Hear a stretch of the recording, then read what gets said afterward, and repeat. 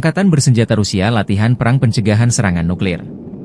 Militer Rusia 30 Oktober merilis rekaman video peluncuran rudal balistik antar benua ICBM Yars, peluncuran rudal balistik Sineva dan Bulava dari kapal selam nuklir Kenyas Oleg di Laut Okhotsk. Pesawat pengebom strategis Tu-95MS meluncurkan rudal jelajah yang diluncurkan dari udara.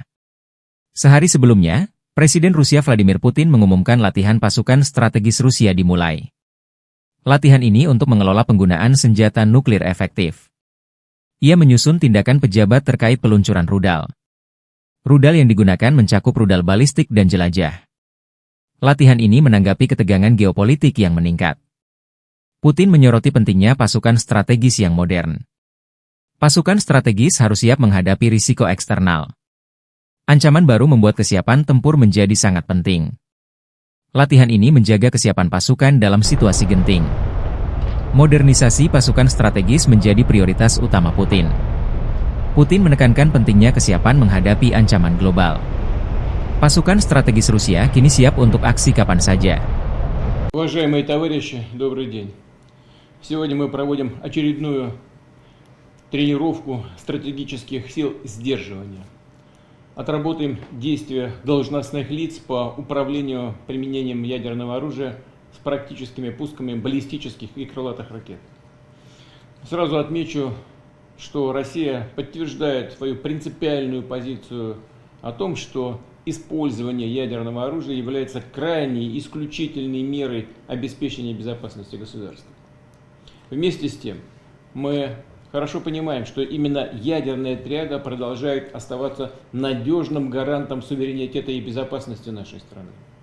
Позволяет решать задачи стратегического сдерживания, а также поддерживать ядерный паритет и баланс сил в мире, как объективные факторы глобальной стабильности. Учитывая рост геополитической напряженности, появление новых внешних угроз и рисков, важно иметь современные и постоянно готовые к боевому применению стратегические силы. Будем и дальше совершенствовать все их компоненты. Ресурсы для этого имеются. Подчеркну, мы не собираемся втягиваться в новую гонку вооружений, однако будем поддерживать ядерные силы на уровне необходимой достаточности.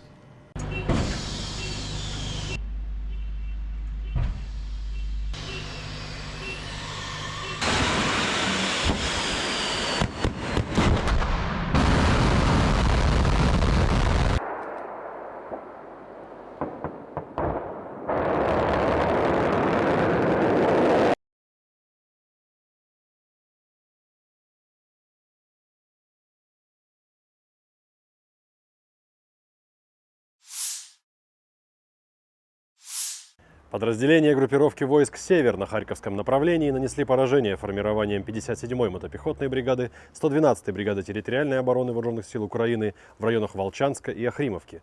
Потери Вооруженных сил Украины составили до 85 военнослужащих, бронетранспортер, 2 автомобиля, 122-мм гаубица Д-30.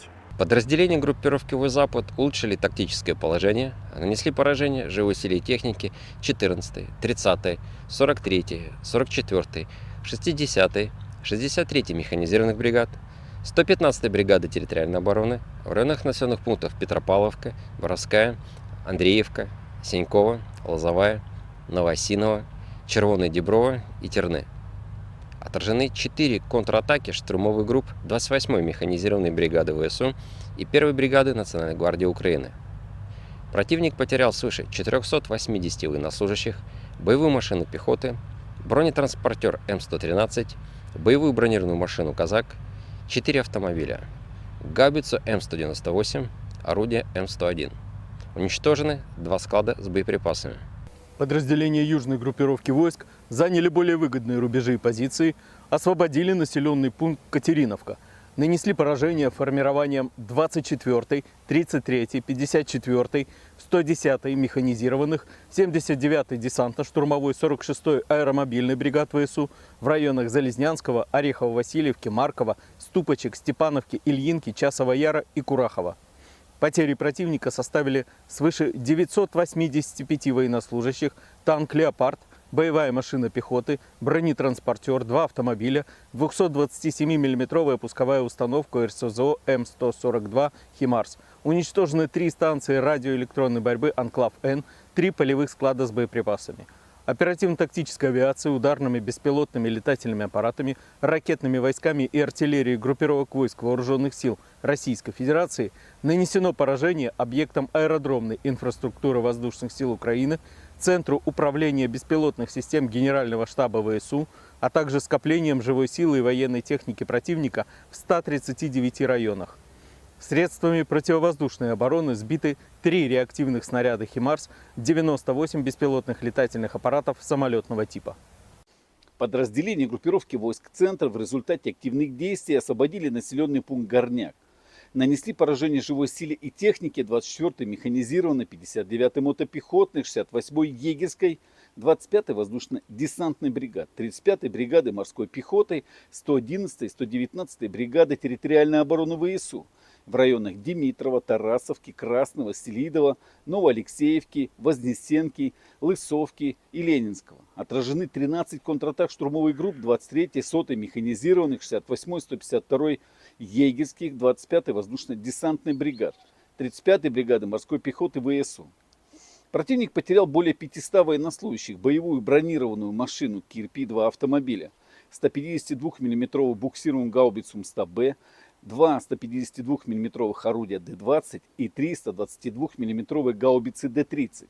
Подразделения группировки войск «Восток» улучшили положение по переднему краю, освободили населенный пункт Доброволье, нанесли поражение живой силе и технике 72-й механизированной, 58-й мотопехотной бригад и 123-й бригады территориальной обороны в районах населенных пунктов Успеновка, Максимовка и Раздольная.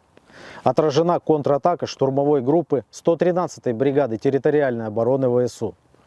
Потери противника составили до 125 военнослужащих, 8 автомобилей, самоходная установка «Пион», 2 гаубицы М777, самоходная артиллерийская установка «Цезарь». Подразделениями группировки войск «Днепр» нанесено поражение формированием 117-й механизированной, 141-й пехотной бригад, 124-й и 126-й бригад территориальной обороны в районах Новоданиловки, Камышан и Никольского. Потери ВСУ составили до 65 военнослужащих, 8 автомобилей и 152 мм орудие Д-20. Уничтожены станция радиоэлектронной борьбы «Анклав-Н» и 2 склада с боеприпасами.